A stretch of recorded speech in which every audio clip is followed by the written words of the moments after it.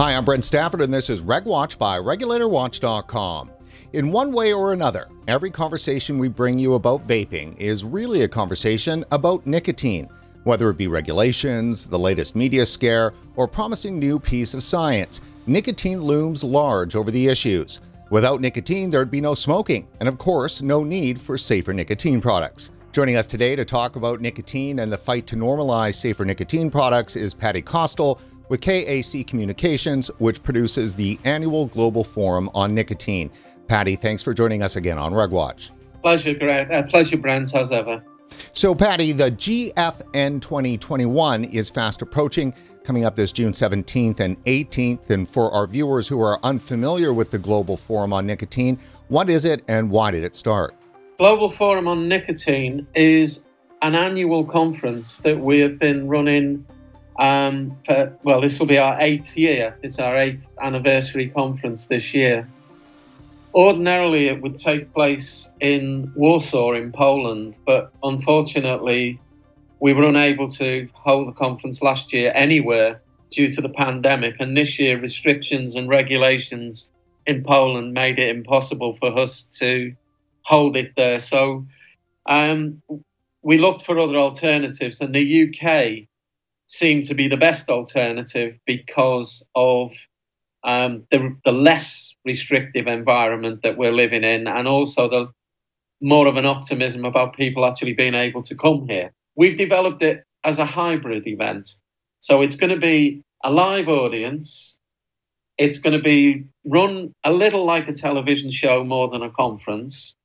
And it's going to be streamed free online, live, and then it will be archived and repeated, and people will be able to view it at a later stage if they're unable to join us.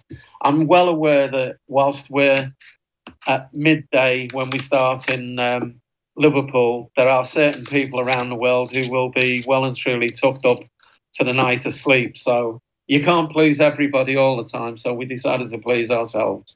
So tell us, why does nicotine need an annual conference? I think that there is a growing awareness of the role that nicotine can play in improving individual and public health generally. I think that the statistics for the numbers of people who smoke, the level of mortality that's associated with smoking and smoking-related diseases is something that everybody knows about. And I also think that as the science advances, we have an obligation to make sure that people are aware that there is an alternative. And there's more alternatives. The previous alternative was quit or die. And now there are several alternatives other than that, one of which is like quit and try. Try nicotine, try safer nicotine products. And my colleagues and I in our organization are committed to advancing the science and the evidence-based policy that is necessary for this to have a positive impact, as I say, on individuals and communities' health. Now, what is tobacco harm reduction? Because, of course, that's a term we cover a lot. How does that get defined on your end of the pond there? Harm reduction first became known to people through illicit drugs and attempts to assist people who were using them unsafely, sharing needles. Obviously, we had the driver for all of that type of harm reduction was the AIDS epidemic. It's not about harm elimination. It's about risk management. It's about modified and regulated risk. And I think that concept can be easily applied to what is essentially one of the biggest killers, if not the biggest killer in the world.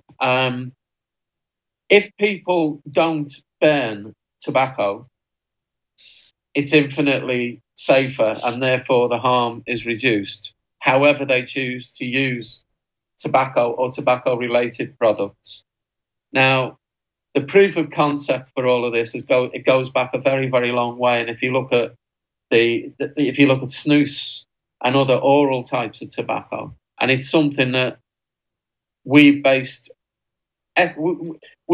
our framework, our frame of reference around that. And now we're looking at the emerging science about vaping, about heat not burn technology, and other technologies that are coming along, which enable people to consume nicotine in a safer way. And therefore, that's reduced harm. Public health seems to be opposed to that when it comes to vaping and snus and so forth. Why are they opposed to tobacco harm reduction, yet public health really did drive harm reduction when it came to illicit drugs? I think the biggest problem is that tobacco harm reduction, the narrative around tobacco harm reduction that is being put forward by some, I would say, irresponsible leaders in public health, is that tobacco harm reduction is an industry ploy to keep people smoking. It's a diversion from the true path of righteousness, which would be to smash the tobacco industry and make sure that people therefore would not smoke. I think that's a completely impossible dream that they have. And B, it's not really helping people at the bottom end of the market who are smoking. And I think that we need to put across a positive approach and a positive vision and actually regain the narrative and actually take control of the narrative.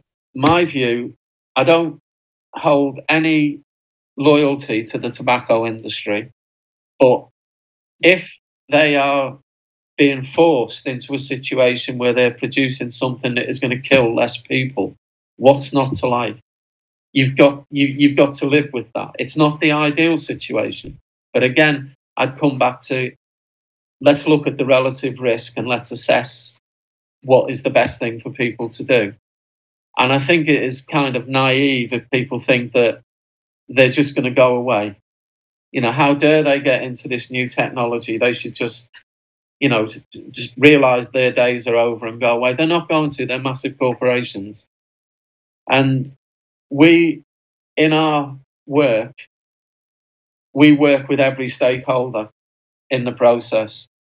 We work very, very hard to engage with consumers because they are the people who matter.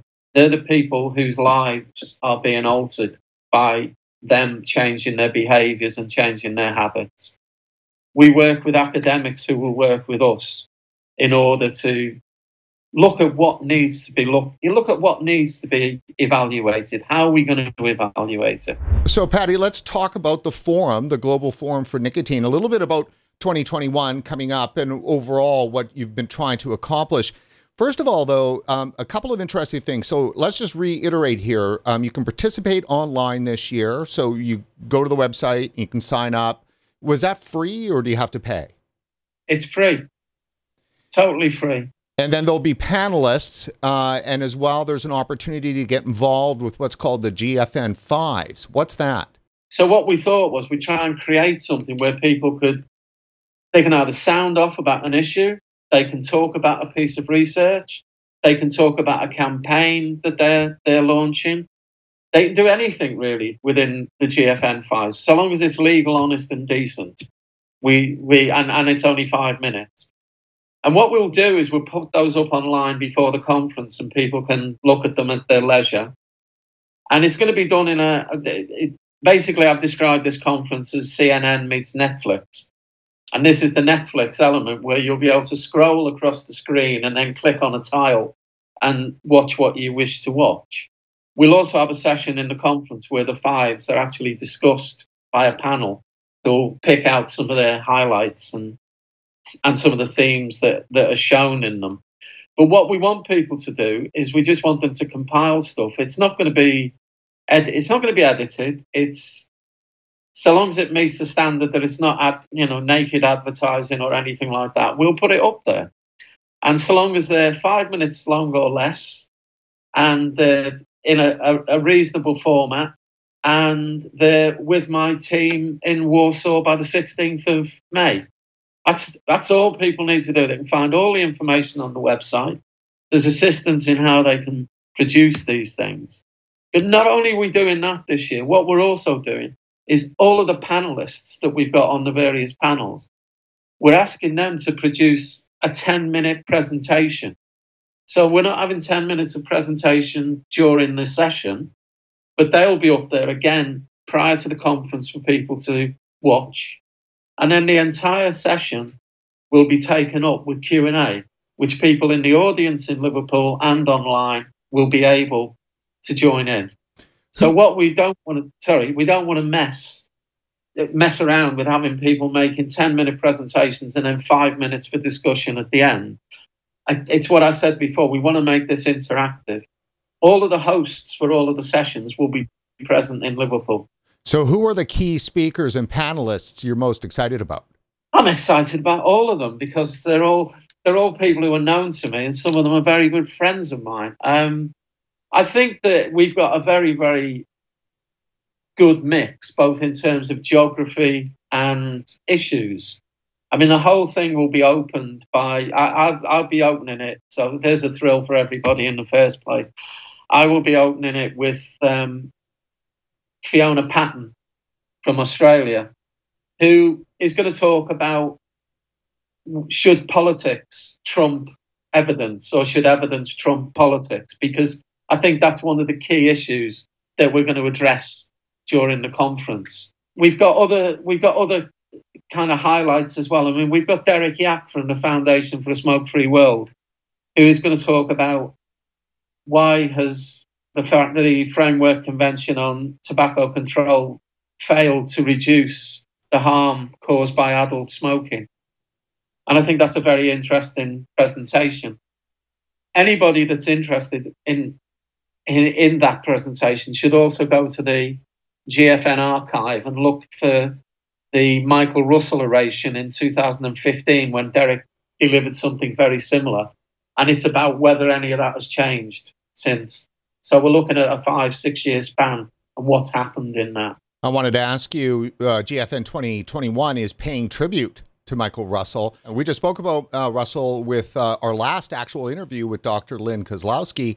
And why is it that his research and his, activism in the tobacco movement is so important to the GFN group? I think Michael Russell embodies everything that we stand for. The first thing is keep it simple. He made a very simple statement, which still holds true today. People smoke for the nicotine and die from the tar and other chemicals. Obviously, he had to keep, if you're going to have a soundbite, you can't roll off the tongue 4,000 different chemicals that can kill you. But he was very correct with that. The other thing is he was a risk taker. He talked to people he shouldn't have talked to. He did talk to people in the industry. He also started to meddle with different types of products and different ways of treating people for their addiction to tobacco, to nicotine. And what he realized was that in the same way as when you're dealing with any other sort of addiction, there's different ways of approaching it.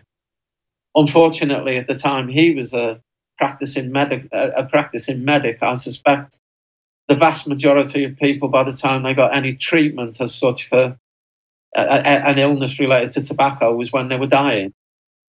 And he saw a need to intervene, and he was an innovator, and he was prepared to try different things. Let's jump into some of the issues, Paddy, that you guys might be actually dealing with at GFN 2021, and that I know that we want to talk to you about. And one way I want to do that is by revisiting on the screen here the taglines for GFN over the last 8 years, as they say a lot about the struggle. And now there was no tagline in 2014, so we'll start at 2015, a different kind of endgame. 2016, evidence, accountability, transparency. 2017, reducing harm, saving lives. 2018, rethinking nicotine. 2019, it's time to talk about nicotine.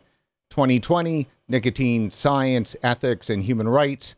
2021, the future of nicotine. Now, one might think that by now the future for safer nicotine products would be bright, but reading this list and knowing the nature of the opposition, it makes me think things are worse off. What do you think? It's interesting when you said earlier that when you let me know that you'd like to look at these things, I actually went back through the websites and started reading some of the papers and the documents, and it looks quite logical.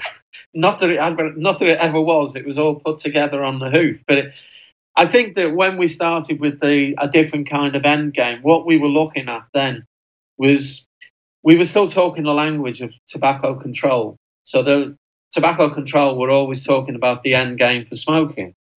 And what we thought was, well, there is a different end game where people might not necessarily completely stop using nicotine, because God forbid, but some people might actually enjoy using nicotine. I don't myself, but I know a lot of people who do. And good luck to them. They're not harming me, and they're not harming anybody else, and they're not harming themselves, in my view. So we started to look at that, and we thought that that was a good topic to look at. And then the evidence, accountability, and transparency. This is where it started getting spiky. And because we had all of these uppity vapors who were claiming to know things better than scientists did, because they probably did know more than scientists did, because they were actually in the middle of it, using it and knowing what it did. We wanted to make sure that evidence, accountability, and transparency all went together, because you can produce evidence unaccountable to anybody, and you can do it without any transparency. And then you can just make a statement that, you know, these things, it's like when you see the statements in the red top press, you know, e-cigs are as dangerous as cigarettes. Evidence shows. Now, there's no transparency in that, and there's no accountability in that. It's a journalist who's been fed a media release and has topped and tailed it. And what we were saying is, no, this has to be, there needs to be a process, and people need to be subject to a process when they're making claims. So that was where we went with that. And then reducing harm and saving lives. Interestingly, that was the year we had Ethan Nadelman deliver the Michael Russell oration. And what Ethan did was he equated what had happened with drugs harm reduction and what was happening with tobacco harm reduction. And there was a very, very big disconnect, even though most people would sign up to the aim of making things easier and safer for people. They wouldn't commit to tobacco harm reduction because it wasn't the same as drugs harm reduction. But we were saying, what we were putting across was the whole idea that if you reduce harm, you save lives. And it doesn't matter what the activity is. I mean, your fellow countryman Dave Sweener always gives the examples of refrigeration in the 1940s and 1950s and seatbelts in cars and things like that as examples of harm reduction without being called harm reduction. So I think that Ethan did a brilliant job in actually bringing the two together. And then in the rethinking nicotine, refocus the debate, really. And again, this comes into, there were several articles at that point in time, one written by one of my friends from NNA in England, and along with an academic, and it was about the pleasure principle and how nicotine actually is a substance in some ways for some people. It provides things that people need, and different things for different people. So we needed to start rethinking nicotine and rethinking the approach to it. Time to talk about nicotine was about reframing, eventually getting away from the language of tobacco control that we started with, and actually starting having a language all of our own that actually addressed the real issues. It's a bit like getting away from drug addicts and junkies and starting to talk about people who use drugs. It was that kind of shift. And I think that's really important, because what you don't want to do, if you want to help people, the last thing you need to do is to marginalise them. And what we set out to do with that was actually get to people to talk about what is it that's bad about it, what is it that's good about it, what do we need to know about it, what should we tell, God forbid, what should we tell the children? You know, it's all of that stuff, because that's been used against us. You know, I mean, a number of times, you know, but what about the children? Oh, for God's sake! I mean, we're in the business of actually tackling one of the worst preventable and causes of NCDs in the world. And yes, there are going to be some issues, and we do need to be mindful of the youth issue and stuff like that. But if it becomes the overriding issue, then we get lost. And I know I'll get slaughtered for saying these sort of things, but I've said them before, and I've said them on your show before, Brent. So I genuinely believe it. So we wanted to get to time to talk about nicotine, and that logically took us on last year to look at science, ethics, and human rights. And again, as with the accountability and transparency, ethics and human rights actually come in to science as well, because I think people have to do things that are ethical. And quite frankly, I think there's some people out there who've done some of the most unethical things imaginable. And the collateral damage in all of that is smokers who, and it's not, and we're not talking about, by and large, we're not talking about the developed world here. We're talking about people in underdeveloped countries, in the emerging countries, LMICs. You know, they don't get a fair crack of the whip. And yet, if you look at where the highest number of smokers are, it's in those countries. And then this year, it's just an extension of where are we going? Where are we going from here? It's what you asked before. What has changed? I don't know. It seems to me we're having the same arguments in a different way each year. But I think the encouraging thing is year by year, there's more and more people turning up to have those discussions. And unfortunately, not a lot of the opposition are turning up to debate. But there's a lot of people who are learning and who are prepared to actually engage. And while that's the case, we'll continue. And that's what I wanted to ask, you know, in light of this evolving kind of discussion that GFN has been hosting globally about nicotine, about THR products, who is the GET attendee in terms, you know, obviously we've got the regular people that are involved in this conversation and the scientists that are involved. Who's the GET? I think that some of the people we would really like to get are some of the most rabid anti-tobacco harm reduction people, and have a debate, a proper debate, and have them sit and be uncomfortable and have to confront some of the prejudices that they have and some of the, I mean, quite frankly, some of the outlandish claims and statements that we've had to deal with. I mean, I think one of the key things that we were trying to introduce into the conferences, and we will go back to it when we can get an audience to do it, because you need an audience to do it, was actually getting people. I mean, the first one we did, we had Alex Wodak, who's a renowned harm reductionist of, well, 30, 40, 50 years standing as a doctor working with drug users, who has a profound interest now in tobacco harm reduction. We had him on one side of the argument, and we had David O'Reilly, who is the scientific director for the British American Tobacco, and they shared the stage. And we had a moderator who was throwing questions to either of them, and the audience was in. And we had a few people in between as well, like we had Marwa Glover, and to be honest, I can't remember who the other person was, but it was a policymaker.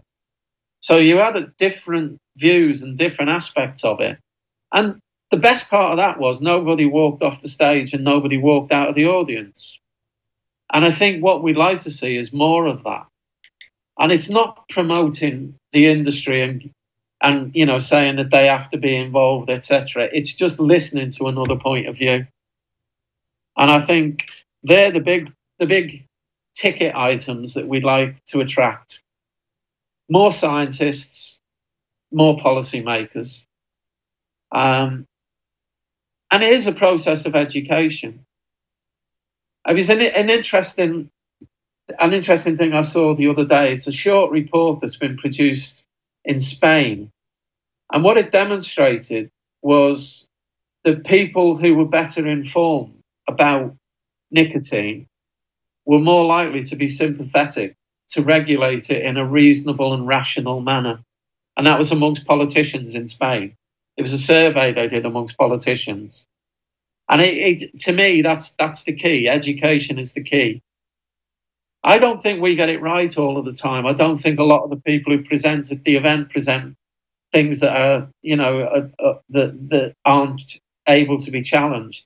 But the process needs to take place, and people need to become familiar with the arguments. They need to educate themselves. We don't educate people, they educate themselves. All we can provide is the venue.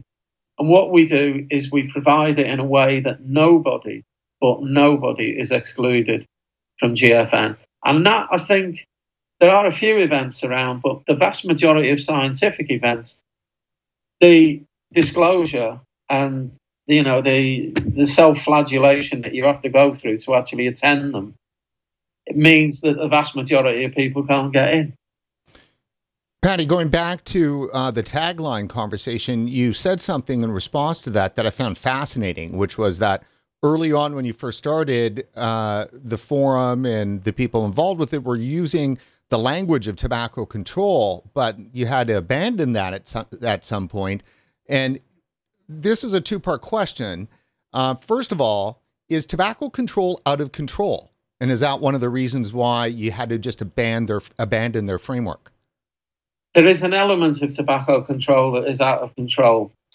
There are some people on our side of the argument who are, on occasions, out of control. I have even been accused of that myself on occasions, but it's very much a small group of people. I think one of the fallacies is that tobacco control and tobacco harm reduction are irreconcilably different. They're not. They're complementary. Tobacco control has gone some way in some of the issues. I mean, the taxation issue when it first started may have had some impact. Plain packaging, quite frankly, all of the evidence that I've seen points to it being a complete non-starter. But a lot of the stuff tobacco control did about educating people about the dangers of smoking, etc., was probably not a bad thing, but it has its limits. If you look at the situation, I mean, Australia is a classic example. And in Australia now, it's something in the region of, I think, about almost $30 a packet of 20 cigarettes. And the levels of smoking have stalled. They're not going down. So the price is not an issue. But what has also gone up is Chop Chop, the locally produced product of questionable quality. And when you've got a country the size of Australia, there's plenty of places to hide a tobacco farm. And it's it becomes a reputable, it becomes a viable business. And obviously some of the measures they've taken have just gone out, they are out of control. Historically, Paddy, tobacco control campaigners have had a triple goal. One, to end the death and disease caused by tobacco, to end nicotine addiction, and to destroy the tobacco industry. Those are the three. That's the framework of tobacco control. And so, I mean, even just from day one, have they had an unattainable goal, but they're holding on to it with like an iron fist? I think that bringing an end to smoking is their stated aim. The others, I think, have grown out of that. But our view is that they need to rethink nicotine. Nicotine addiction is not an issue. For me, it's not an issue. I mean, they may as well say what we need to do is we need to close down all the coffee plantations because caffeine is addictive. And it's about as addictive and about as dangerous as nicotine, from what I understand, from my understanding of the science that I've seen, and from what I've heard from reputable and scientists and people I trust. I think there's where tobacco harm reduction and tobacco control need to form some working relationship. The idea of smash the industry, I'm sorry, but that's kind of 10th grade debate in society stuff. I mean, there's absolutely no way that these industries are going to go away. But if we can actually make them less dangerous and get them to talk, not just to talk about what they're going to do. We've seen all of that before. All of that, you know, they've got a hell of a long legacy of telling lies to get over. But while they're moving and genuinely moving in the right direction, I'm not going to say, no, you should stop and just go away. Because the one fear I have is they've been doing something very simple for over 120 years. They've been taking vegetable matter and wrapping it in paper and selling it to people. It's not a hard thing to do. And they were making a lot of money. Whatever happened, they made a lot of money. And what they're doing now is they're investing in new technologies that are less dangerous. They're still making some money. But if we drive them out of the market completely, they'll just go back to selling fags. It's easy business. It's a business model they understand. It's a very simple business model. And what they're now doing is they're trying to do the hard yards and opening up markets for other products. I know people will say it's a trick to keep people smoking. But, I mean, I'm never going to convince some people, but some people will listen to the argument. But, I mean, I've never understood the logic of a company having the opportunity to develop a product that kills less of its customers. I'm sure there's more profit in keeping people alive than there is killing your customers. And these sort of arguments need to be had honestly. Possibly could it be that because if the tobacco industry were to swap out their killing products to products that don't kill anymore, that the tobacco control industry and the political apparatus around it sees that as maybe losing the raison d'etre for the taxation, the funding, the amount of blood money that they take out of the tobacco companies to fund their tobacco control industry. Indeed, there can be an argument made for that, and many people I know make that argument, that there's a symbiotic relationship between tobacco control and big tobacco. I don't want to get into that sort of stuff. I mean, whether I believe it or not, I think that's getting into we're getting down and dirty into the trenches, fighting each other. And what we need to be doing is trying to make it more possible to have, shall we say, a more polite and erudite discourse than what we've had previously. But then speaking of that, is it not their side that refuses to sit down? Yes, it is, yeah. I will meet with any of them at any time. But there are certain places that I can't even go into. They won't let me in. Because I sup with the devil. I sit in the same room as people. And I make no apologies for it. And I'm certainly not going to stop doing it. And all we demand of anyone who attends any of our events is that every single person gets treated with respect. Whether you agree with them or disagree with them, and you can hate them, but hate them quietly. Because everybody has a right to be in that room, and everybody has a right to discuss the topics that are there. And everyone has a right to express a point of view, however abhorrent to some people that may be. And I think that's where that's the USP of the Global Forum. I know I'm selling the Global Forum, but I'm not selling, I'm giving it away. But it's kind of, we want to have the conversation. We want to have the big conversation. Well, and the Global Forum of Nicotine has enjoyed a fantastic reputation for as long as RegWatch has been covering this issue. You've extended invitations to us. We just haven't been able to get to Poland for it. But we're very excited though to engage with the forum this year.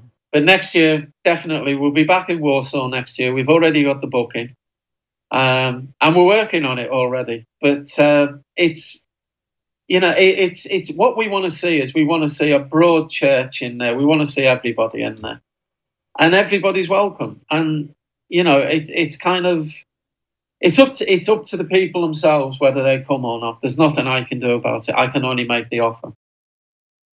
I mean, people can join us this year in Liverpool. It's only 60 quid for 2 days. That's not a bad deal, really. And you get an opportunity to hang out and meet some of the key people, fighting for what I think and what most of our viewers believe is a human right. I think the people who miss it most are the consumers, because it's the opportunity for them to meet with people who do exactly the same sort of things as they do from all around the world. And if nothing else, you get isolated consumer advocates who are working against tremendous opposition in the countries, and some of them in mortal peril. And they come there and there's other people to talk to. And what they realise more than anything else is they're not on their own. There is a support network. And I mean, there's a lot of things that have developed off the back of the Global Forum in terms of networks and support networks. I mean, INCO came about as a result of people coming together at the Global Forum. And that's something that, we're proud of, those kind of things have emerged from it. I have nothing to do with it. INCO and others, they form their own alliances, groups and everything else. All we do is provide the platform to do it. It's very gratifying to see it happen, but we have no control over anything and no responsibility for anything some of them might do.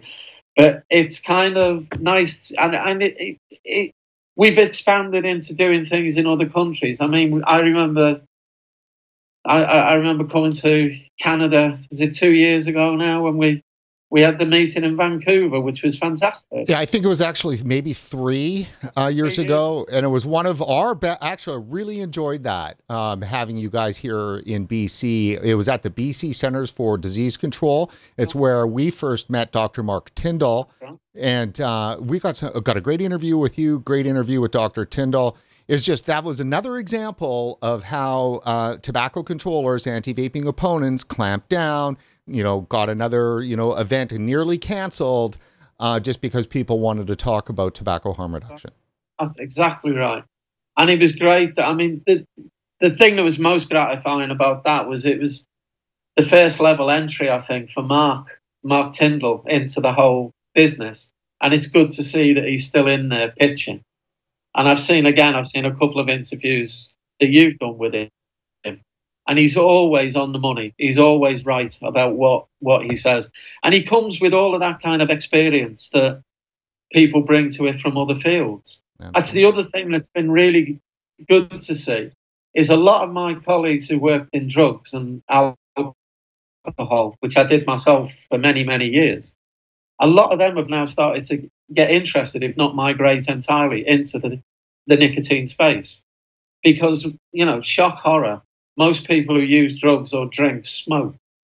And, it's that, I'll never forget that interview you did with Mark when he was talking about the focus group with people who were on very expensive ART treatment. And it suddenly dawned on him that they wouldn't live long enough to use the ART treatment because they'd all die of some sort of NCD associated with smoking. And what people were addressing was the medical issue and ignoring everything else that was going on around them. And I think these are the sort of connections we're now trying to make. One of the things that's interesting in the program for this year is we're looking at why people use nicotine, who uses it and why. And one of the people who's going to be on the panel is, again, someone I think you'd know, Charles Gardner.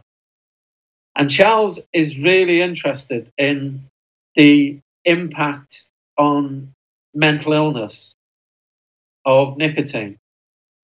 He gave it a scientific name, and I cannot for the life of me remember it, so I'm not even going to attempt to say it. But it is about, people self-medicating. It's about the impact nicotine can have on certain conditions. And there's a little group of people now looking into things like, what's the impact on debilitating illnesses like MS? What's the, things like dementia? Does it slow it down? Can it ease it? Things like that. So I think, what's the future for nicotine? The future for nicotine is we need to start thinking about, in the same way as people are now thinking about cannabis as a potential medicine for epilepsy, etc. Let me ask you about both Canada and the US, because it does seem to be that the trials and tribulations when it comes to nicotine, vaping, you know, even just the overall THR, the battle against tobacco harm reduction, seems to emanate a lot from the US and now Canada. When you take a look at what's happening over here on this side of the pond in 2021, what are your thoughts? Well, it's interesting because I read an article yesterday, knowing I was going to be on tonight, and I was fascinated to see that the Canadian Exchequer is looking to make $2.1 billion extra over the next 5 years on increasing excise duties on cigarettes. And the argument is this is going to push more people out of smoking. We've got a ready-made solution for people to stop smoking, start using something else. And now they're saying they're going to tax vaping products as well. It's insane because you have this. It's also a little worrying in the situation in New Zealand, which was another kind of more liberal approach to vaping, especially, and they're retrenching. And you had the big campaign that you were involved in, Dave Sweener, and a lot of other people were involved in, and convinced the government we should have good legislation, good regulation.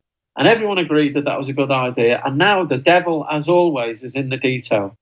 And unfortunately, a lot of the officials who get to draft the regulations, who get to draft the bills that go to Parliament, are people who are innately tobacco controllers. They cannot, for the life of them, yeah, we've got to talk a good game, but what we've really got to do is this. And the FDA making all kinds of positive noises, and then the Biden administration issued that statement where harm reduction for drugs was recognised, written down for the very, very, very first time. And now he's saying, well, we're going to ban menthol, and what we'll do is we'll go to severely reduced levels of nicotine in cigarettes. And over 5 years, you'll have that many frigging lawsuits going on from different companies. It's not going to achieve anything. It's the idea. We've got to get away from the ideology, and what we've got to get into is pragmatism. If we're really, really serious about helping people to stop smoking and to do something that they may continue to do because they enjoy it, we've got to get busy on harm reduction. It's no point in just using the old sledgehammer to crack a nut. All right, Paddy, wow, what a great conversation today. Before we close up, you know, where can our viewers go to find out more and how to potentially participate in GFN 2021? Well, if they just go to the website, which is www.gfn.events, then they will find all of the information about the conference. They can register there. They can find out about how they can submit a GFN 5. And they can find out a lot more about the program and who's taking part in it. And if they wish and they're fortunate enough to be able to come to Liverpool, then they can also register there and pay. And there's information about the hotel and how to get there, etc. Excellent. And I would encourage people to come along this year. If you like it, come and join us in Warsaw next year. Lovely city. It's very flat, so you don't get tired walking around it. And it's something that next year, I don't know what the title for next year is going to be yet. I haven't thought of one, but it will have, I can guarantee one thing, it'll have nicotine in the title.